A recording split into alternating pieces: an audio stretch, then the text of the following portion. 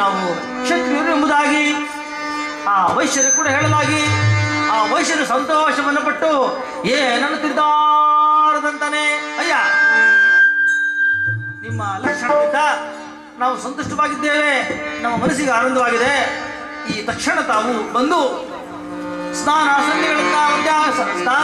ಸಂಧ್ಯಾ ವಂದನೆಗಳನ್ನ ನಮ್ಮ ಗೃಹದಲ್ಲೇ ಮಾಡಿಕೊಂಡು ಒಂದು ಸಣ್ಣ ಭೋಜನವನ್ನು ಸ್ವೀಕರಿಸಿ ಹೋಗಬಹುದಿಲ್ಲ ಎಂಬುದಾಗಿ ಆ ರಾಜನನ್ನು ಕೇಳಿದ ತಕ್ಷಣ ಯಾವ ರೀತಿಯಾಗಿ ವೈಶ್ಯನು ಮನೆಯಲ್ಲಿ ಅಡುಗೆಯನ್ನು ಮಾಡಿಸಿರ್ತಿದ್ದಾರದಂತಾನೆ ಕಡು ರುಚಿಯ ಪಕ್ವನ್ನ ಮಾಡಿಸಿ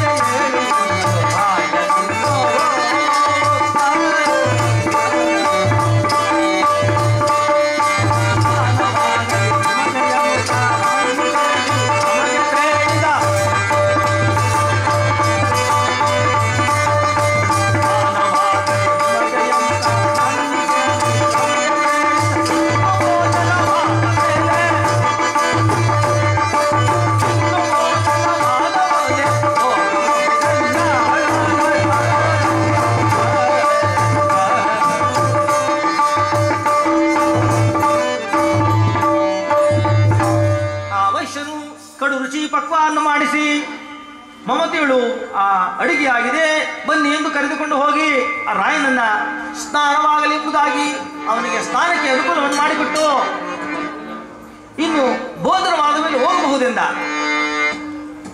ಹೀಗೆ ಕೇಳಿದ ವಿಕ್ರಮನು ಸಂತೋಷವನ್ನು ಪಟ್ಟು ಸ್ನಾನವನ್ನು ಮಾಡಿಕೊಂಡು ಸಂಧ್ಯಾ ವಂದನೆಗಳನ್ನ ತೀರಿಸಿ ಅಂತಹ ಸಮಯದಲ್ಲಿ ವೈಶ್ಯನು ಆಲೋಚನೆಯನ್ನು ಮಾಡುತ್ತಿದ್ದಾನೆ. ಯಾವ ಆಲೋಚನೆ ಅದು? ಹೇಗಿದ್ದರೂ ಇವರು ಕ್ಷತ್ರಿಯರು, ರೂಪ ಲಾವಣ್ಯವುಳ್ಳವರು, ತನ್ನ ಕುಮಾರ್ತಿಯಾದ ಆಲೋಲಿಕೆ ಕೂಡ ಯಾವ ರೀತಿಯಾಗಿ ವೈಶ್ಯರು ಹೇಳುತ್ತಿದ್ದಾರದಂತಾನೆ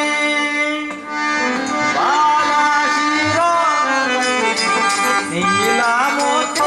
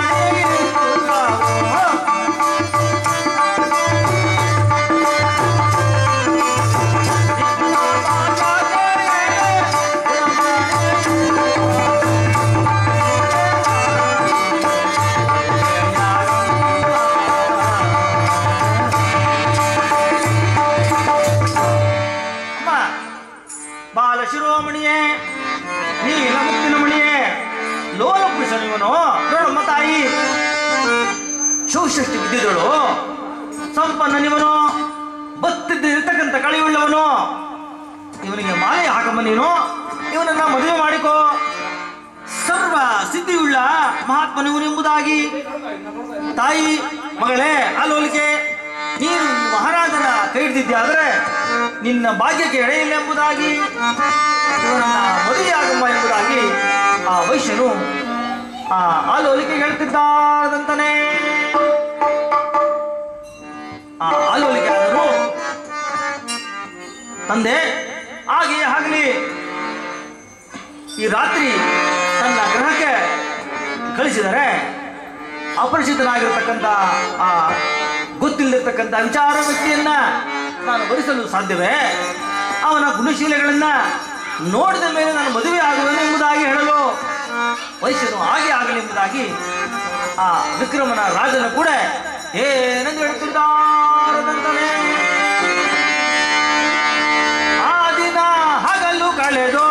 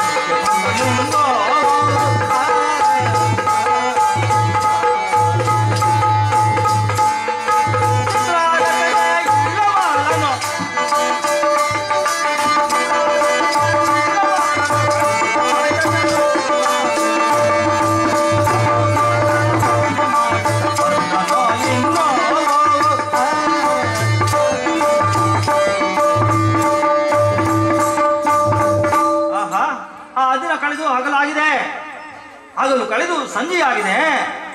ಆ ವೈಶ್ಯರಾಯನಿಗೆ ಸುಂದರಾತ್ಮಕರಾದ ಕ್ಷತ್ರಿಯರೇ, ನೀವು ನಮ್ಮ ಮನೆಯಲ್ಲಿದ್ದು ಸಂತುಷ್ಟರಾಗಿ ನಿದ್ರೆಗೈಬೇಕು ಅಂತ ಹಾಗೆ ಹೇಳಿದಾಗ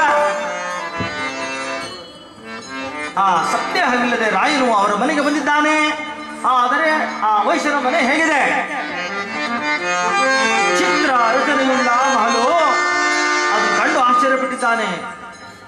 ಕಂದು ಬಿದನ ಭಜನೆ ಮಾಡುತ್ತಾ, ಏನು ಕುಶಲವೋ ಚಿತ್ರಗಾರನ, ನಾನ ಮೃಗಗಳ ಹಂಸ ಹೋಗಿಲ್ಲ, ಅನುಮಾನವಿಲ್ಲದ ಆನೆ ಕುದುರೆ ಮಂದಿ ಮಾರ್ಬಲ, ಎಲ್ಲ ರಚನೆಯನ್ನ ಚಿತ್ರದೊಳು ಕಂಡು ಮೆಲ್ಲ ಮೆಲ್ಲನೆ ರಾಯನ ಮುಂದಕ್ಕೆ ಹೋಗ್ತಾ ಇರುವಾಗ ಇದ್ದಕ್ಕಿದ್ದಂತೆ ಆ ಗೋಡೆಯಲ್ಲಿದ್ದಂತ ಹಂಸ ತೂಲಿಕ ಮಂಚವನ್ನು ಕಂಡು ಆ ರತ್ನಖಚಿತವಾದವಂತವು ಎತ್ತ ನೋಡಲು ಮುತ್ತು ಗೊಂಚಲು.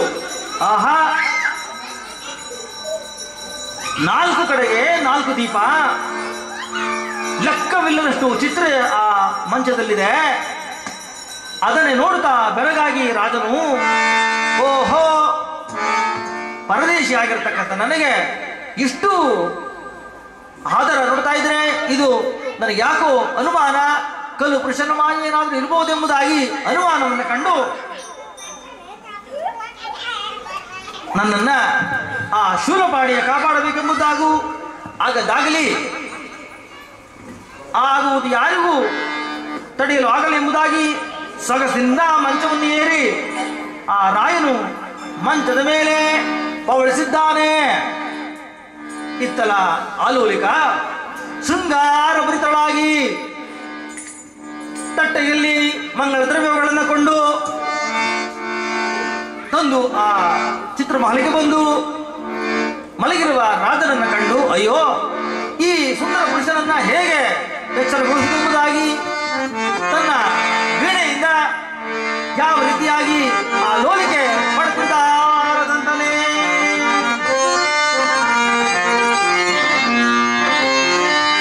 ಆ ಲೋಲಿಕೆ ತಾನು ಬಂದಾಳು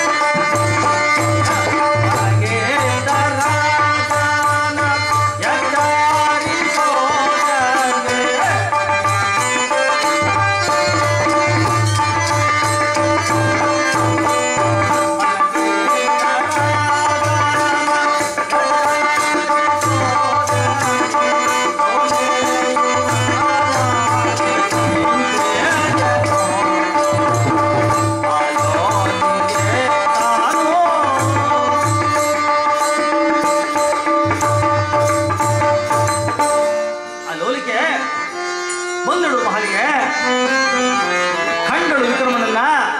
ಆ ಮಲಗಿದ್ದ ರಾಜನನ್ನ ಎಚ್ಚರಿಸುವ ಬಗೆ ಹೇಗೆ ಎಂದು ಮನದ ಚಿಂತೆಯನ್ನು ತಾಳಿ